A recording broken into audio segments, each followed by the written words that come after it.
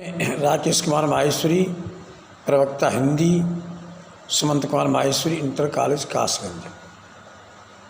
प्रिय second year के छात्रों, पिछले वीडियो में मैंने तुम्हें गद्य का पैराग्राफ और उसके नीचे 5 प्रश्न, उनके उत्तर कैसे दिए जाते हैं के बारे में समझाया था और नमूना के लिए एक पैराग्राफ दिया था।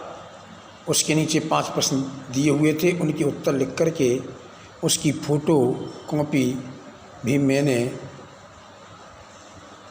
आप सभी के पास भेजी थी।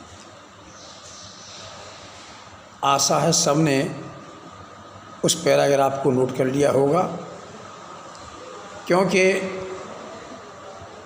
उसको नोट करने से तुम्हें ये जानकारी मिलेगी कि जो पैराग्राफ आएगा उन प्रश्नों के उत्तर हमें कैसे देने हैं। बहुत से बच्चे उत्तर तो जानते हैं लेकिन कैसे लिखें नहीं जानते हैं। इसलिए हर चीज़ का जब नमूना हमारे पास होता है उसके आधार पर हमें उसके बारे में पूरी जानकारी हो जाती है। आज मैं तुम्हें पद्य का एक पैराग्राफ भेजूंगा, उसके नीचे 5 प्रश्न हैं, उनके उत्तर दिए हुए हैं। उस पैराग्राफ के आधार पर हमें उन प्रश्नों के उत्तर देने हैं। पहले कोशिश ये करें कि अपने आप उनके उत्तर निकालें, फिर हमारे द्वारा दिए गए उत्तरों से मिलान करें। उससे ये तुम्हें जानकारी हो जाएगी कि हमने जो उत्तर छांटे थे वो कितने सत्य उत्तर के पास पहुँचे हैं।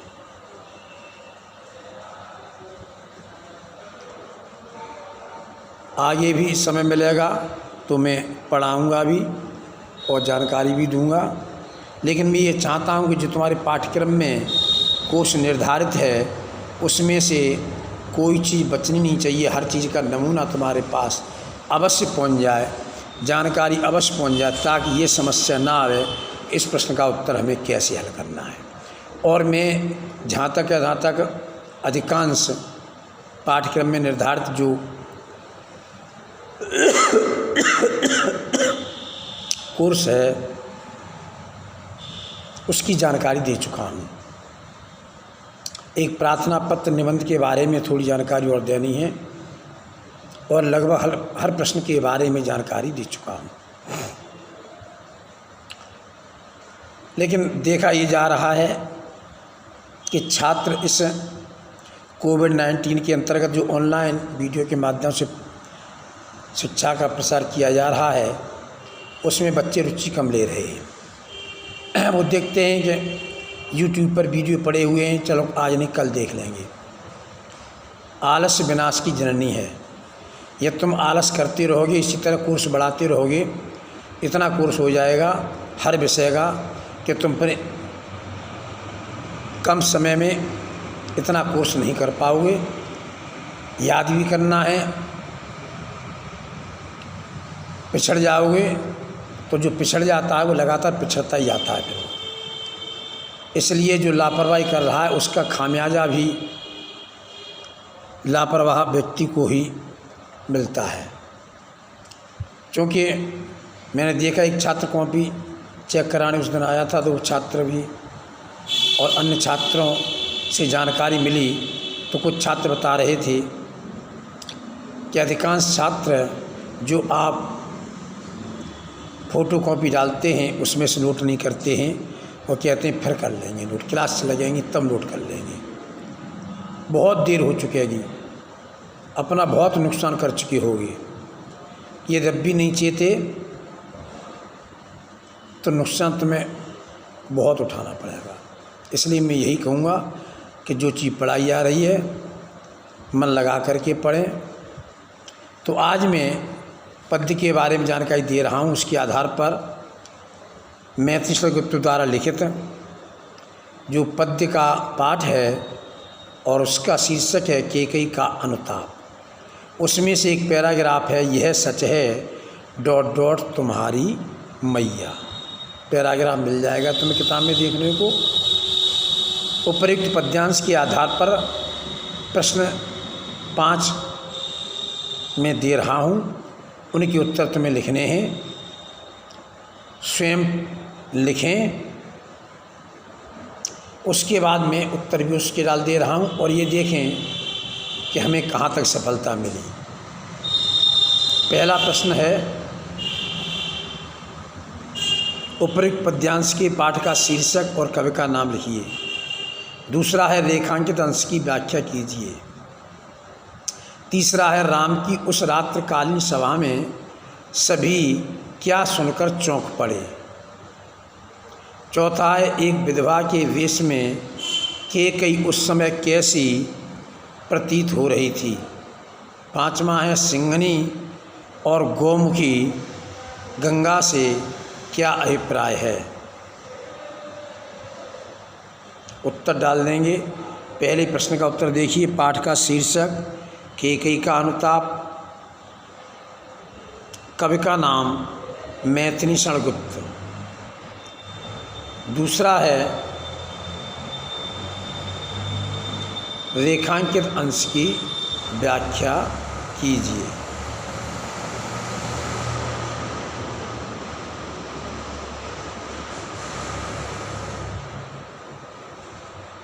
उस रेखांकित अंश की मैं व्याख्या कर रहा हूँ। पहले रेखांकित भाग को देख लीजिए। बैठी थी अचल तथापि असंख्य तरंगा, वह सिंगी अब थी हाहा गौमुखी गंगा। व्याख्या, यद्यपि कैकेयी निश्चल और स्थिर बैठी हुई थी, तथापि उसके हृदय में अनेक प्रकार के भावों की लहरें उठ रही थीं।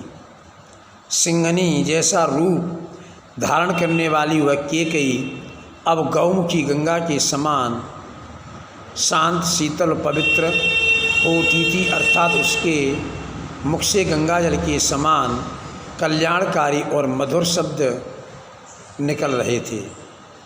तीसरा है, राम की उस रात्रिकालीन सभा में सभी क्या सुनकर चौंक पड़े। राम की उस रात्रिकालीन सभा में सभी कैकेयी के इस दृढ़ स्वर को सुनकर चौंक पड़े कि हे राम, यह तुम्हारी बात सत्य है कि मैं माँ होते हुए भी भरत की बात न समझ पाई, तो अब तुम घर को लौट चलो, क्योंकि आपको मेरी भूल का अब पता चल चुका है। चौथा है, एक विधवा के वेश में कैकेयी उस समय कैसी प्रतीत हो रही थी। चौथे का उत्तर, एक विधवा के वेश में कैकेयी उस समय सफ़ेद वस्त्र धारण किए हुए ऐसी प्रतीत हो रही थी मानो कोहरे से ढकी चांदनी हो। पांचवा है, सिंघनी और गौमुखी गंगा से क्या अभिप्राय है। सिंघनी का अभिप्राय यहाँ पर वीरांगना और साहसनी से है। गौमुखी से अभिप्राय शांत और पवित्र वाणी वाली है। इस तरह से ये तुम्हारा पैराग्राफ पूरा होता है। प्रश्न भी हो गए, उत्तर भी हो गए। नमूना बतौर इसे अपनी कॉपी पर नोट कर लें, ताकि तुम्हें ये पता लग सके किस तरह प्रश्न आएंगे और उनके उत्तर कैसे लिखने हैं। आज इतना ही, धन्यवाद।